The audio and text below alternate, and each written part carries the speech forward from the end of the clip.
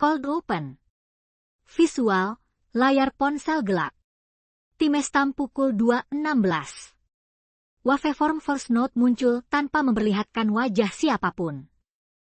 Kamis malam, pukul 2.16, di kontrakan Gang Sawo Mati nomor 17, Nadia terbangun karena 3 notifikasi WhatsApp dari nomor Ibu Rini. Hal pertama yang membuatnya duduk bukan jumlah pesannya, tapi letak ponsel Ibu Rini, mati di meja makan, terlihat dari celah pintu kamar. Di rumah kecil itu, suara malam biasanya mudah dikenali. Kipas tua di kamar Nadia, dengung kulkas, dan motor lewat dari gang belakang punya jaraknya masing-masing. Karena itu, ketika voice note pertama berisi bunyi kipas, 3 ketukan pendek, dan jeritan yang seperti ditahan kain, Nadia langsung tahu suara itu bukan dari ponsel Ibu Rini.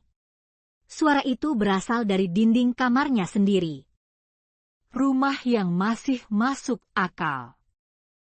Visual, kamar Nadia, lorong kecil, meja makan, close-up kontak ibu, ponsel mati di meja makan, saklar kipas, waveform audio. Nadia tidak langsung menyimpulkan apapun. Ia turun dari kasur, melihat Ibu Rini masih tidur di kamar sebelah, lalu mengecek meja makan. Ponsel Ibu Rini benar-benar mati. Tidak ada layar menyala, tidak ada getar, tidak ada notifikasi tertunda. Hal yang membuat Nadia tetap bertahan pada penjelasan rasional adalah satu kemungkinan sederhana. Nomor itu mungkin dipalsukan. Ada orang iseng memakai nama kontak Ibu Rini, lalu mengirim audio dari tempat lain. Untuk membuktikannya, Nadia menyalakan lampu kamar, mematikan kipas, dan menunggu 30 detik. Rumah menjadi terlalu sunyi. Setelah itu ia memutar voice note pertama lagi. Di speaker ponsel, kipas tua itu masih berputar. Tes yang gagal menenangkan. Visual, lorong depan kamar, lorong gelap, pintu kamar tertutup, waveform memanjang, teks durasi pukul 00.11. Nadia membawa ponselnya ke lorong, supaya suara kamar tidak masuk ke rekaman berikutnya kalau ada pesan lagi. Pintu kamarnya ia tutup. Kipas sudah mati. Jendela sudah dikunci. Pada pukul 2.23, voice note kedua masuk. Kali ini durasinya 11 detik. 3 detik pertama kosong. Lalu terdengar suara kipas berhenti, persis seperti barusan. Setelah itu ada bunyi kasur berderit pelan, padahal Nadia sedang berdiri di lorong.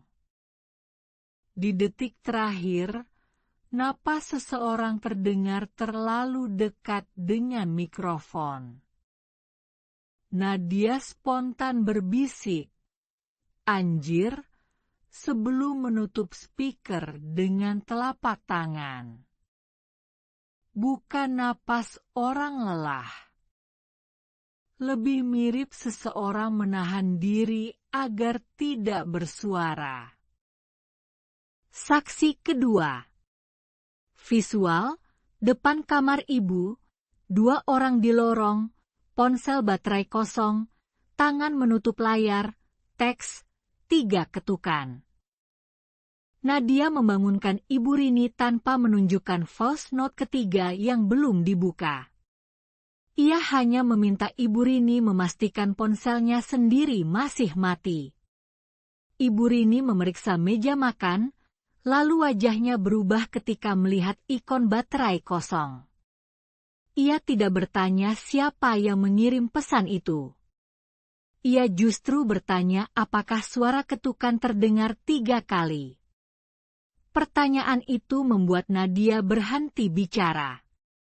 Dari mulut Ibu Rini cuma keluar, "Astagfirullah," pelan sekali. Karena Ibu Rini belum mendengar rekamannya, tapi ia sudah tahu jumlah ketukannya. Orang yang pernah mendengar. Visual, teras rumah dan gang belakang, teras basah, senter mati, gang belakang, kipas berputar tanpa disentuh. Pukul 2.31, Bagas, tetangga yang biasa ronda di gang, dipanggil lewat pesan singkat. Ia datang membawa senter kecil dan menolak masuk rumah sebelum mendengar rekamannya dari teras. Setelah voice note pertama diputar, Bagas langsung mematikan senternya. Ia bilang suara kipas itu pernah terdengar dari rumah kosong di ujung gang, seminggu sebelum penghuninya pindah tanpa pamit. Tidak ada yang menanggapi kalimat itu. Bukan karena tidak percaya, tapi karena saat itu kipas di kamar Nadia tiba-tiba menyala sendiri. Aturan ancaman. Visual, kamar Nadia, timeline 3 pesan, layar chat, pintu kamar setengah terbuka, nice turun. Mereka akhirnya menyadari polanya. Voice note pertama meniru suara benda di kamar. Voice note kedua meniru sesuatu yang baru saja Nadia lakukan. Kalau voice note ketiga dibuka, kemungkinan besar isinya bukan suara benda lagi. Ibu Rini menyarankan agar ponsel dimatikan. Bagas menyarankan agar mereka keluar rumah. Nadia hampir memilih keluar sampai notifikasi baru muncul dari nomor yang sama. Pesan itu bukan audio. Hanya satu kalimat pendek, "Jangan tinggalkan dia sendirian di kamar." Voice note ketiga. Visual, ambang pintu kamar tertutup, speaker dekat telinga, waveform pecah, lantai kamar. Nadia tidak membuka pintu. Ia hanya menempelkan ponsel ke telinga dan memutar voice note ketiga dari lorong. Suara pertama yang terdengar adalah suara Nadia sendiri, tapi lebih pelan, seperti direkam dari bawah selimut. Suara itu berkata agar Ibu Rini jangan masuk. Setelah jeda panjang, terdengar sesuatu menyeret kaki di lantai kamar. Lalu suara Nadia muncul lagi, kali ini tepat di belakang kalimat pertama. Kalau ibu masuk, dia ikut keluar. Yang ditinggalkan. Visual, pagi hari di kamar pagi, bantal kosong, ponsel retak, draft WhatsApp. Mereka menunggu sampai azan subuh sebelum membuka pintu. Kamar Nadia tidak berantakan. Kasur tetap rapi. Jendela tetap terkunci. Kipas mati. Yang berubah hanya satu hal. Di atas bantal ada ponsel lama milik Ibu Rini, ponsel yang seharusnya berada di meja makan. Layarnya retak dari dalam, dan di aplikasi WhatsApp ada satu draft pesan yang belum terkirim. Isinya pendek, sekarang suaranya sudah bisa dipakai.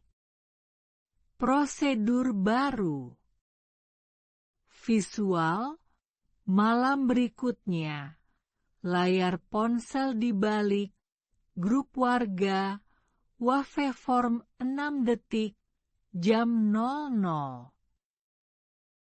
Sejak kejadian itu, Nadia tidak lagi memutar voice note dari nomor keluarga setelah lewat tengah malam.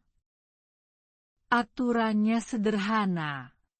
Kalau pesan datang setelah jam 12, layar dibalik, volume dimatikan, dan orang yang namanya muncul harus dipanggil langsung dari ruangan lain.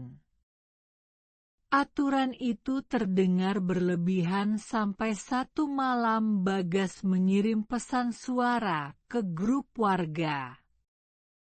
Durasi pesannya 6 detik. Di belakangnya ada kipas tua, 3 ketukan pendek, dan suara Nadia berbisik sangat pelan. Jangan bilang Nadia masih di rumah. Penutup. Visual, layar gelap, teks komentar, noise analog turun. Kalau malam ini ponsel keluarga berbunyi setelah tengah malam, jangan langsung percaya pada nama kontaknya. Panggil orangnya dari ruangan lain dulu, dan dengarkan apakah ada suara rumahmu di belakang rekamannya. Kalau pernah punya momen paling horor yang masih kebawa sampai hari ini, tulis di kolom komentar. Kali ini giliranmu yang bercerita. Catatan setelah rekaman. Visual, catatan kecil di buku tulis, timestamp disorot, waveform voice note ditumpuk perlahan. Yang membuat kejadian itu bertahan bukan karena ada sosok yang terlihat jelas. Justru karena semua buktinya terlalu kecil untuk dianggap cerita besar. 1 kipas. 1 ketukan. 1 ponsel mati. 1 suara yang terdengar seperti orang yang dikenal. Dalam cerita seperti ini, rasa takut tidak datang dari sesuatu yang melompat ke layar. Rasa takut datang dari prosedur harian yang berubah setelah 1 malam, cara membuka pesan, cara memanggil keluarga, cara memastikan suara di rekaman benar-benar berasal dari orang yang masih berada di rumah. Dan ketika prosedur itu berubah, rumah yang sama tidak pernah terasa sama lagi. Catatan setelah rekaman. Visual, catatan kecil di buku tulis, timestamp disorot, waveform voice note ditumpuk perlahan. Yang membuat kejadian itu bertahan bukan karena ada sosok yang terlihat jelas. Justru karena semua buktinya terlalu kecil untuk dianggap cerita besar.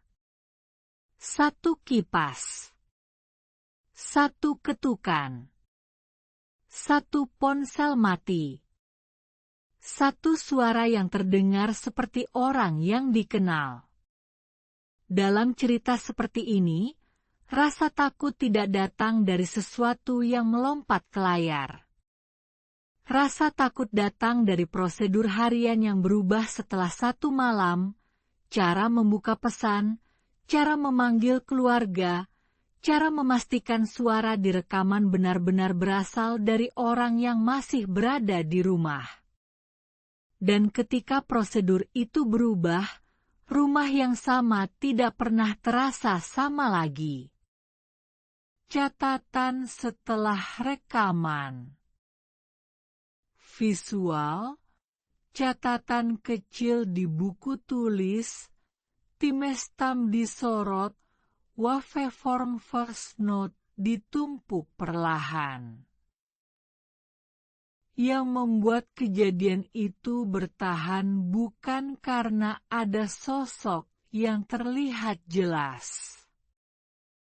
Justru karena semua buktinya terlalu kecil untuk dianggap cerita besar. Satu kipas. Satu ketukan. Satu ponsel mati. Satu suara yang terdengar seperti orang yang dikenal. Dalam cerita seperti ini, rasa takut tidak datang dari sesuatu yang melompat ke layar. Rasa takut datang dari prosedur harian yang berubah setelah satu malam, cara membuka pesan, cara memanggil keluarga, cara memastikan suara di rekaman benar-benar berasal dari orang yang masih berada di rumah. Dan ketika prosedur itu berubah, rumah yang sama tidak pernah terasa sama lagi.